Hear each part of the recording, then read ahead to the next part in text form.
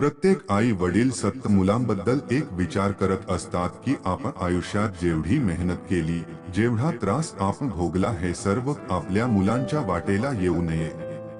आपले मुलं खूप शिकावीत व त्यांना चांगली नोकरी लागावी म्हणून ते बिचारे वेडी आशा घेऊन शहरात असेल तर कापड गिरणी किंवा इतर कुठल्याही ठिकाणी ग्रामीण भागात असतील तर शेतात राबतात व त्यांच्या जोडीला आई पण तेवढीच महत्वाची भूमिका बजावते. तिला वाटते की खरंच माझा मुलगा खूप शिकावा असं, म्हणून ती पण 4-5 घराची धुनी भांडी किंवा शेतात दिवसभर काम करते. जो तो रात्रदिवस काम करून आपल्या मुलांना लहानाच मोठं करताना दिसतात. ते आपल्या मुलाला शाळेत घालतात, त्याला चांगले शिक्षण मिळावे, त्याला चांगले कपडे मिळावे यासाठी आपले जीवाचं रान करतात. अशातच त्यांचं आयुष्य जातं. मुलं शिकतात, कॉलेजला जातात व आपल्या आई वडिलांच्या मेहनतीच्या पैशावर तो मुलगा बूट, नवनवीन कपडे अशी ऐश जीवन जगतो व बिचारे आई वडील पण तेच स्वप्न पाहतात की आपल्याला कितीही मेहनत करावी लागली तरी चालेल, पण आपल्या मुलांचे जीवन चांगले जायला पाहिजे. मूल चांगली शिकली पाहिजे व नोकरीला लागली पाहिजे व मुलं पण चांगली शिकतात व नोकरीला पण लागतात. तेव्हा आई वडिलांच्या मनाला कुठे तरी शांतता मिळते. आपल्या मेहनतीला फळ आले असं त्यांच्या मनाला वाटतं. आता आपला मुलगा शिकला, नोकरीला लागला, आता त्यांना उत्सुकता असते त्याच्या लग्नाची. मग त्याच्या शिक्षणा योग्य मुलगी पाहून आपल्या मुलाचे ते लग्न करतात. मग आता आई वडिलांना जग जिंकल्यागत वाटत. थोडे दिवस सर्व काही नीट व्यवस्थित चालत राहतं, परंतु इथून तर खरं आयुष्याशी संघर्ष करायची वेळ आता ते म्हातारे झालेल्या आई वडिलांवर येते. कारण घरात सुनबाई आल्यावर मग नवीन 9 दिवस चांगले जातात. मग सुरुवात होते लहान लहान गोष्टीवरून. सासू सुनामध्ये भांडण होतात.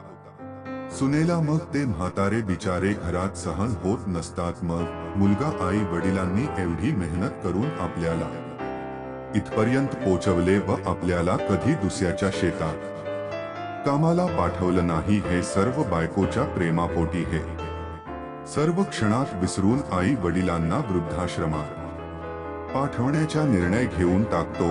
मुलाची बायकोला तर खूप आनंद होतो की म्हातारी वृद्धाश्रमात जाणार म्हणून एखादा किल्ला सर केला असे तिला वाटतं. परंतु त्या आई वडिलांनी रात्रंदिवस जीवाचं रान करून मुलाला शिकवलेलं असतं, इथपर्यंत पोचवलेलं असतं आणि तोच मुलगा आता त्यांना वृद्धाश्रमात पाठवण्याच्या गोष्टी करतो. याचा विचार करून त्या म्हाताया आई वडिलांचं मन काय म्हणत असेल, किती दुःख होत असेल त्यांच्या हृदयाला. तरी ते बिचारे आई वडील वृद्ध आश्रमात जायला तयार होतात. खूप जड अंतकरणाने वृद्ध आश्रमाची वाट धरतात. त्यांना आश्रमात जाताना खूप दुःख होत, परंतु आपण वृद्ध आश्रमात राहून जर आपला मुलगा सुखी राहत असेल तर ते पण त्यांना मान्य असतं. किती त्याग करतात ते आपल्या मनाचा, फक्त आपल्या मुलांसाठी, मुलाच्या सुखासाठी आई वडील काही पण करायला तयार होतात. परंतु मुलांना असं करताना जरा पण दुःख होत नसेल का? बायकोच्या प्रेमापोटी तो खूप आंधळा झालेला असतो.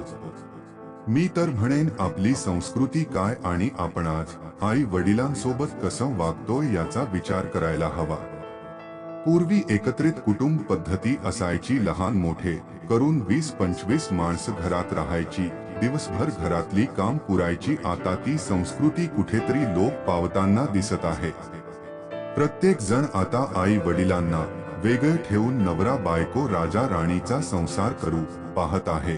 परंतु हे लक्षात घेतलं पाहिजे, आपलं काही अस्तित्व नाही. जे काही आहे ते सर्व आपल्या आई वडिलांच्या कर्तृत्वामुळे आहे आणि आपण ज्यांच्यामुळे आज इथपर्यंत आहोत त्यांनाच वृद्ध आश्रमात पाठवून राजा राणीचा संसार कसा करू शकतो याचा विचार केला पाहिजे. आई वडिलांच्या उतार वयात आपण आधार बनलं पाहिजे. परंतु दिवसेंदिवस वृद्ध आश्रमाची संख्या वाढत चालली आहे.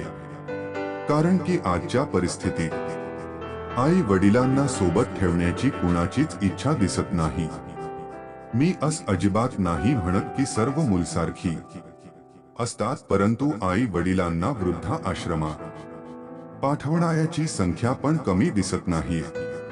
वृद्धाश्रमात जर आपण गेलात तर त्या म्हाताया आजी बाबांचा तो निरागस चेहरा पाहून आपल्याला रडायला येईल. त्यांच्याशी आपण गप्पा गोष्टी केल्यावर कळतं की एका बाबांचा मुलगा डॉक्टर, कुणाचा इंजिनियर, तर काहींची मुलं परदेशी नोकरी करतात, येतात वर्षातून एकदा भेटायला. बाकीचे महाशय तर त्यांना वृद्धा आश्रमात जसे टाकून परदेशात गेले तसे परत भेटायलाच येत नाही. काय म्हणत असेल हो त्या म्हाताया आई वडिलांचं मन. लहानपणी हेच आई वडील आपलं पोरग शाळेतून उशिरा घरी आलं नाही म्हणून सर्व गाव पालथं घालायची मुलाला शोधण्यासाठी. 1 तास जरी उशिरा झाला तर मुलाला घरी येण्यासाठी तरी त्या आई वडिलांचं मन लागत नव्हतं. आणि आज पोरग मोठं झाल्यावर आई वडिलांना ढुकून सुद्धा पाहायला येत नाही. खूप वाईट वाटतं हे सर्व पाहून.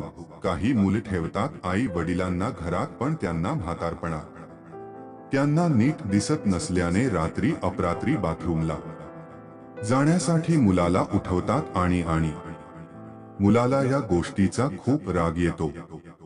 रात्री उठायची कटकट नको म्हणून ते मुलत्या म्हाताया आई वडिलांना रात्री पोटभर जेवण सुद्धा देत नाही, कारण त्यांना रात्री त्रास नको म्हणून.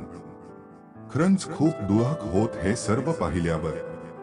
4-5 दिवसांपूर्वी एका वर्तमान पत्राला बातमी वाचली होती की एका सोसायटीमध्ये आजी वारली होती व तिचा मुलगा व मुलगी परदेशात नोकरी करतात. त्यांना जेव्हा आजी राहत होत्या त्या ठिकाणच्या शेजारी राहणाऱ्या लोकांनी त्या मुलांशी संपर्क केला असता त्यांनी सांगितलं की आमच्याकडे वेळ नाही, तुम्हीच त्यांचं अंतिम संस्कार करून टाका. असं काय म्हणावं या अशा लोकांना. आपली संस्कृती काय आणि आज आपण कसे वागत आहोत याच आत्मचिंतन करायला हवं.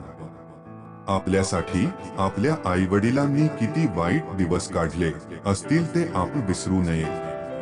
आई वडिलांना वृद्धाश्रमात पाठवण्या अगोदर 10 मिनिट शांत डोक्याने विचार करून आपले लहानपणी त्यांनी आपल्यासाठी काय काय त्रास सहन केलाय तो आठवून बघा. नक्कीच आपलं मन परिवर्तन होईल. बायकोला पण समजावून सांगा की आपण आई वडिलांसोबत जे करतोय किंवा करायला जातोय हे योग्य नाही. नक्कीच असं केल्याने यांच्यातून मार्ग निघेल व आपले आई वडिलांना देवा सामान वागणूक दया त्याच्या उतार वयात त्यांना तुमची खूप गरज आहे. आई वडिलांची सेवा केल्याने पुढचे येणारे दिवस तुमचे नक्कीच चांगले येतील. नाही तर आई वडिलांना वृद्धाश्रमात टाकून जर कुणी आनंदात राहण्याचा प्रयत्न करत असेल तर ते खूप चुकीच आहे. असं करून तुम्ही आयुष्यात कधीच सुखात राहणार नाही एवढं मात्र नक्की आहे.